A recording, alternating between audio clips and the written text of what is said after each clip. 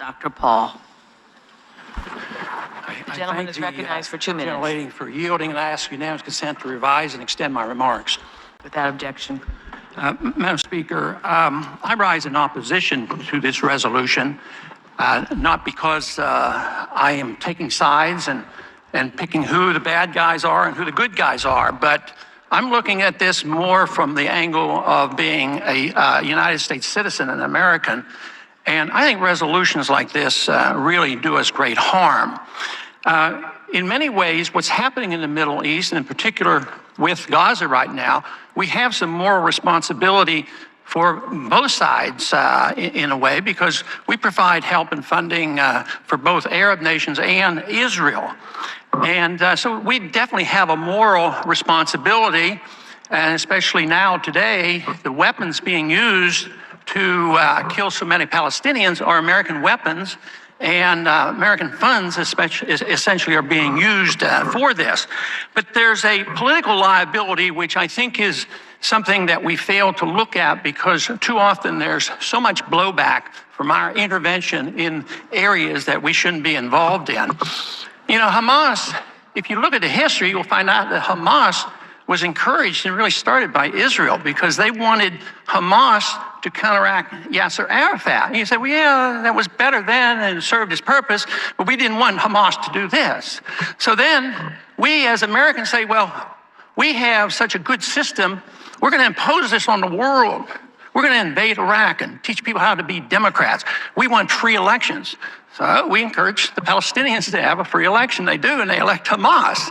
So we first indirectly and directly through Israel help establish Hamas. Then we have election. Then Hamas becomes dominant, so we have to kill them. You know, it just doesn't make sense. During the 80s, secret diplomatic initiative to Iran. During the course of our secret discussions, I authorized the transfer of small amounts of defensive weapons and spare parts for defensive systems to Iran. My purpose was to convince Tehran that our negotiators were acting with my authority to send a signal that the United States was prepared to replace the animosity between us with a new relationship. These modest deliveries taken together could easily fit into a single cargo plane.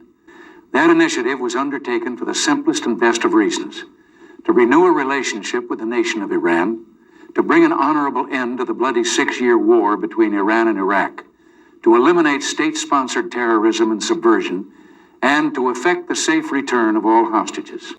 Now, my fellow Americans, there's an old saying that nothing spreads so quickly as a rumor. So I thought it was time to speak with you directly, to tell you firsthand about our dealings with Iran. As Will Rogers once said, rumor travels faster, but it don't stay put as long as truth. So let's get to the facts. The charge has been made that the United States has shipped weapons to Iran as ransom payment for the release of American hostages in Lebanon, that the United States undercut its allies and secretly violated American policy against trafficking with terrorists. Those charges are utterly false.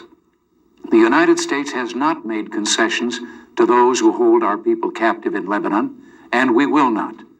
The United States has not swapped boatloads of plane loads of American weapons for the return of American hostages, and we will not.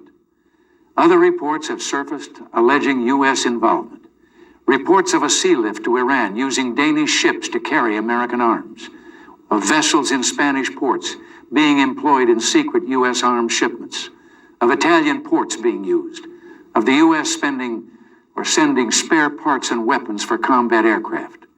All these reports are quite exciting, but as far as we're concerned, not one of them is true. You know, we were allied with Osama bin Laden, and we were contending with the Soviets. It was at that time our CIA thought it was good if we radicalized the Muslim world. So we financed the madrasa schools to radicalize the Muslims in order to compete with the Soviets. There's too much blowback. There's a lot of reasons why we should oppose this resolution. It is not in the interest of the United States. It's not in the interest of Israel either.